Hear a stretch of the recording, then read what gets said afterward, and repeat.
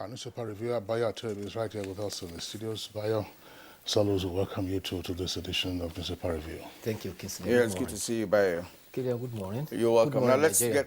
let's get started with the Daily Trust newspaper. The Daily Trust newspaper, 2023, we will failed consensus candidate, as according to the APC. The story is on page 27. Kidnappers abduct 6 residents in Abuja. It's on page 25. Federal government lost 54.1 billion naira in exchange rates on external loan, says the Senate. It's on page 4. The lead story this morning on the Daily Trust. Insecurity, Zamfara, Kebbi, Niger lead as gunmen kill 1,031 Nigerians in 1 month. It has 3 riders, 390 kidnapped. Northwest, North Central, top fatality. Nigeria overwhelmed, needs help, retired colonel. How to reverse trend, a security expert. Details on page 5. Now, below the photo story there, or that the graphic illustration I have this morning of a number of people kidnapped in June. That's what it's trying to illustrate. But below that, we have small-scale farmers raise alarm over poor access to fertilizer. It's on page 20. Bayelsa SSG's mother abducted. That's on page 26. Gunmen kill 3-month-old baby, 12 others in Benue. Page 8 is where you get details of that story. Federal government cancels 7% surcharge on aircraft spare parts. It's on page 17, Kinsley. Okay, let's also take a look at the Punch newspaper. Above the nameplate, that headline that Kieran read last is also there. It says, federal government implementing 7% tax waiver on aircraft and spares. That's according to Nyema, who is the CEO of one of the local airlines, that's Airpeace. Despite aggressive revenue drive, federal government suffers 1.4 trillion naira shortfall. Nigeria lost 53.26 billion naira to gas flaring in 2 months, says NNPC.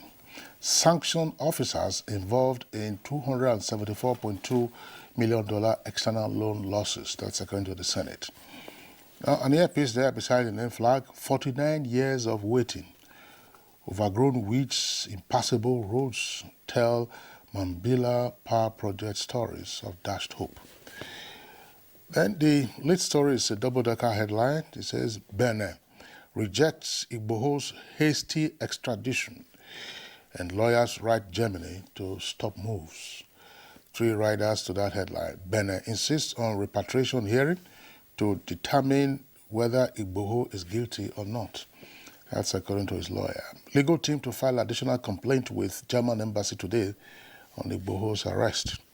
Protests rock Ibadan, Cotonou and London over activist arrests, and police attack Oyo protesters. Below the photographs that you see there on the front page, which are scenes from the Eid al-Kabir celebrations, Emir calls on Kano district heads to pray for rainfall and peace. Jigawa, 38-year-old businessman kidnapped, gunmen demand 60 million naira. Mischief makers insinuating conflict between us and FCT minister. That's according to local government chairman, actually area council chairman in the FCT. Baptists considering ransom to free abducted students, says we are boxed. Hijab-wearing lady parading fake name caught with 465 kilograms of drugs. That's page 4. 465 kilograms. If you were to divide that by 50 kilograms, which is the weight of a bag of rice, that will give you well over 9 bags of rice. COVID-19 orphaned 4,000 Nigerian children in 16 months, according to the World Bank. It says COVID-19 orphaned 4,000 Nigerian children in 16 months, according to the World Bank.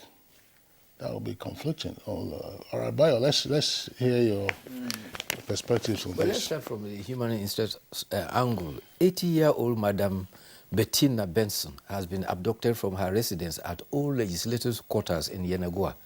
The octogenarian was abducted by gunmen in military uniform on Tuesday. She is said to be the mother of the secretary to the Bayelsa State government. Bayelsa Police Command has launched a manhunt to rescue her. She is said to have been kidnapped about 9 years ago, and so this is the second time the poor old woman is being harassed and kidnapped. Kidnappers have also raided Tungamaji, a suburb of Abuja that is very notorious for bandits and criminal abductions. It is located in Gwagwaralda Area Council. This abduction took place on Monday night, and 6 persons were taken away. The kidnappers were said to have constituted themselves into 3 groups. One group invaded 3 houses. The second group kept on shooting into the air to scare people away, while the third group whisked victims away into the bush. The district head of Gwagwalada, Alhaji Hussein Ibarde, says since September 2020, this is the 9th time kidnappers have visited them at Tungamaji. And at another suburb in Abuja, Mpape, Phase 2, it is located northeast of Maitama. They have received a notice of impending visitation by robbers. In a letter titled Business Operation, the letters sent to the residents of the area, and they said, "Hello friends, we are coming for an operation very soon in this area. By this letter, you are directed to have at least 100,000 ready to make it easy for us." The letter adds, "Or you face their consequences. If you like, call the police or the army. Nobody can stop us." The letter was signed, yours, Ak. The community leaders say that their local vigilante blew whistle in the night about 1:30 a.m. And when they came out, they saw the letters, the same, distributed, all scattered all over that suburb. The people are alarmed, but the Abuja Police Command attention has been drawn to it, and they said the people should rest assured that the police will be at their rescue. Can you imagine that, such audacity? You see, it's unbecoming, right? And for judging by what has happened in the past, there is every possibility that they are going to strike in that area. But the point is, will you know when and how? What is the operational methodology? And again, the police, what are the strategies, to stop them from operating? Because they operate 24 hours, both in the day and in the night. So it's a very serious situation out there for the people living in that community. If you recall, a similar situation happened in Yauri. There was a letter to the town, Yauri town, that they were coming. But they came earlier than the day they indicated and went straight to the federal government college instead. The audacity with which criminality is going on is very amazing. The other story which Kingsley read earlier on is a hijab-wearing 36-year-old Chioma Afam, who was nabbed with a partner trying to smuggle 296,000 tablets of diazepam from Onitsha to Gombe. The lady who bears multiple names, sometimes Amina, another time Uzuamaka, and another time Ifwanaya, was arrested with a 22-year-old accomplice, both wearing hijab and Islamic ladies' outfit to cover their nefarious activities. They were apprehended by the NDLA along Makurdi-Alede Road. Tomorrow is expected to be the opening of the 2020 Olympics.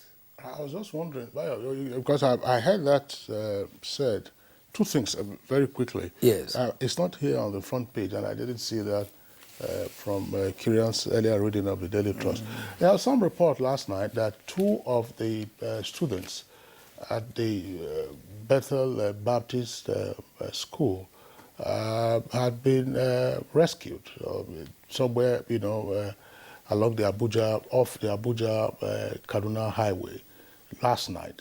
So it was said to be some breaking news at the time from one of the networks at the time it was given its bulletin, but I haven't seen that story in any of the papers. Perhaps we'll await further developments.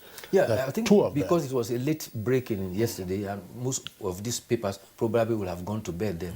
The news was that a police on the patrol team along the Kaduna-Abuja Expressway stumbled on and rescued the two students who are among the 121 students that were originally abducted. So earlier on, one had been rescued, so we now have 2 others rescued. So out of the 121 now, 3 have been rescued. So you still have about 119 to be accounted so for. these 2 must have escaped, from captivity. They must have escaped on their own, a personal, individual effort to help themselves out. And they are lucky to have been actually rescued by the police. Because when they were met, they were both wondering. And then the other one, this is just by way of splitting hairs. Yes. What is the proper way that we should render this? Because the lady with multiple identities that you talked about, I've seen the statement that was been issued that she was trying to smuggle drugs from somewhere in the southeast from Onitsha. Yes, to Gombe, to the north. Do you engage in smuggling within the territories of a country? Smuggling is illegal taking of goods across borders. Across international borders. That's right. So how would this one be referred to? Transporting, actually. Transporting. No, that it wasn't illicit transporting. Well, it's not. It cannot be. It's not illicit. It was transporting illicit drugs. Illicit drugs. Well, if you are transporting illicit drug, it's not illicit transporting. The transportation is illicit. Well, of course, I see the point you are making. Provided there was conscious knowledge of the driver to say, as you said, this is like the equivalent of at least 9 bags of rice. The indication that these bags of rice that I'm carrying from Onitsha to Gombe. And those ladies must have been in that business for a while. Oh, absolutely. Yes. Absolutely. The Olympics is opening tomorrow, and currently there have been reports of some athletes and officials that have tested positive to COVID-19. Team Nigeria is at their camp at a resort that is described as Harumi Waterfront, and it's about 6 kilometers to the Olympic Stadium. So far, about 11,000 athletes from 205 countries are converging for the Olympics competition. Nigeria has a team of 58 athletes and is led by the Honorable Minister of Youth and Sports, Mr. Sunday Dare, who says that they are there to compete with the very best, compete excellently, cleanly, and also win laurels and medals and bring glory to our nation. Yesterday, there were 12 new cases of coronavirus, and there are indications that the opening ceremony and most of the Olympics will be without spectators because of fears of COVID-19. Yeah, I know, Kriya, you want to sign off Bayo. Just before we leave, story out of Bayelsa about the kidnap of the mother of the secretary to the state government. That's the second time it is happening. Yes. It used to be said that, like lightning, kidnappers do not strike twice at the same place. But Bayelsa would appear to be an exception to that. Apart from the mother of the SSG, the mother of Samson Siasia has also been kidnapped twice. More than twice, in Bayelsa as well. So probably that's an exception. Well, it's an exception, and some of these kidnaps are really planned by relatives of those families, because kidnapping twice means that somebody has a intention to get some funds from the families in question, because kidnapping someone on 2 occasions in one vicinity, is a clear indication that this might not be the normal kidnapping that we know. And it is without compassion. These are very elderly women. That's right. They are going after. Very senior citizens. Yes. All right, Bayo, we thank you for today's analysis. Hope to see you again tomorrow for more on Newspaper Review. You are watching Good Morning Nigeria on the network service of the NTA.